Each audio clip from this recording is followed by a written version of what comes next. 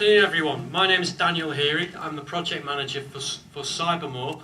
We're based in Alston, and today I'm going to give you a brief flavour of some of the challenges and issues involved with actually delivering wireless broadband and fibre out to rural communities. It's actually quite difficult to distill the whole process of about 10 years work into a 10-minute presentation, but I think I suppose what I'd like to do is just give you an overview of the different processes and give you a chance to see how you actually do this. Before we do that though, I'd like to get a sense of how achievable people feel this is in the audience to actually get the whole of the constituency connected to NGA. And just thinking about my son, he's really into Bob the Builder. And so I'm going to ask you the question, can we fix it? Can I see a show of hands? Okay, so let's see a few more hands up. We've probably got about a third of the people in the audience saying that we can fix it, which is okay. Hopefully by the end of my presentation we'll have a lot more, but I'm not so sure. There's three basic phases that we recognise you have to go through to actually get a community broadband scheme up and running in your village or your town. And the first one is going out there and finding what the community support is like. Secondly, it's about raising the finance.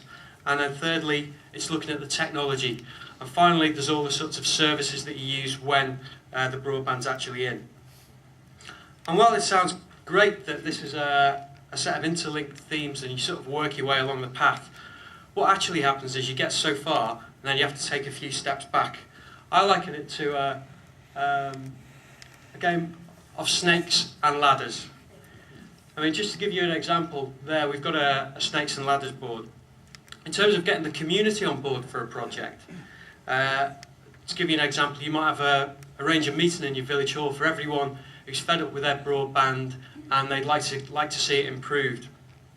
Everyone comes along and there's a lot of excitement, lots of enthusiasm, and then a couple of days later you read in the newspaper that a big telecommunications company, let's call them something like Badger Telecom, they turn around and say they're doing a new technology trial in your area in the next few months. And then a lot of those people who are really keen on it think, well, let's just wait and see what Badger Telecom do, because we might not actually need to do a scheme ourselves now. And so that's effectively slipping back down the ladder and you have to regroup and start again. If you look at something like finance, let's take an example. Say Cumbria County Council win £5 million from Broadband Development UK, some of the funding that the Minister was talking about earlier. Potentially that's great, but then when the terms of that grant funding come out, it may be that the community has to raise quite a substantial amount of money to match that itself. And there's quite a lot of risk involved for the people who are going out to try and raise that money for a scheme where they're not completely au fait with the technology. They can't be certain what sorts of services it will deliver at the end of it, and there's a lot of unknowns in there. So that's another sort of snake that you can slide down. I think as well, in terms of technology, one of the great challenges that we see is that how you actually get a fast internet connection into a village. And let's look at a scenario where you've got a really great local MP who goes out there and persuades the local authorities to actually provide broadband to, say, your local school or GP surgery, and then you actually get access to that. But then when you start to dig down into it a bit more, you find that the local authority has outsourced all its IT support to someone like Capita, and then they will make a hefty charge for you to actually tap into that service. Or there's issues around, they won't let an organisation from the community that's unregulated go and plug their system into it. So these are all sorts of little issues and problems which can crop up, and they tend to sort of take you through the process. I mean, we found in Alston that you do actually reach the end of that process in the end, but it's never quite as straightforward as you hoped it was going to be in the beginning. And it really calls for a lot of perseverance on behalf of the community organisation that's doing it. Quite often you have to go back, revisit, redesign what you're going to do in terms of what challenges you're facing. And I've always found diplomacy the biggest watchword in this, because you're never quite sure when you're going to have to go back to someone and say, well, actually, we've got this wrong and we actually do need your support now. It's really important to try and keep everyone on board in that. So, in terms of what each community really needs to make this work, I'd say that the biggest issue is enthusiasm. You need a core team of people who have got an overview of the whole thing, but they don't necessarily need a lot of technical understanding. You need people who are good doers.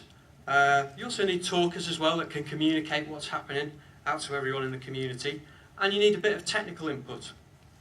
One thing I found really interesting about these projects at the beginning, though, is that they're really dominated by the technology. It's about 90% of the discussion goes on what technology it's going to be, and about 10% goes on the politics of it and how it's all going to work. And then when you get to the end of the project, you realise that in fact it's the other way around, and 90% of the time is spent working out how it's going to work and managing everyone's expectations, and the technology is a relatively easy part of it. But I think, you know, don't be too daunted by that, because there are organisations around that have been through this process. You know, we at Cybermore have gone through this. We're available to provide some support to people. But I think the three ingredients that I'd look at for our success are around innovation and delivery and inspiration. So innovation is really taking the ideas that people talk about and actually going out and doing it, and that's delivering things on the ground. It's about financial innovation as well, so where we can raise the money to actually make these ideas happen, and that often requires a lot of lateral thinking on our part. So it's really important to try and turn the ideas into reality so that everyone can see that there's things happening on the ground. As well as that, from our point of view, we have to deliver services because we have our customers who are in the community, and if we don't deliver those services, we see them in the pub, we see them in the co-op, and they will let us know what's happening, that they're not happy. And so finally, it's about perseverance and inspiration, and showing others what can be achieved. We're a community of about 2,500 people, so it's not like we're a big town. But when you harness their ideas, energy and enthusiasm, you can achieve a huge amount.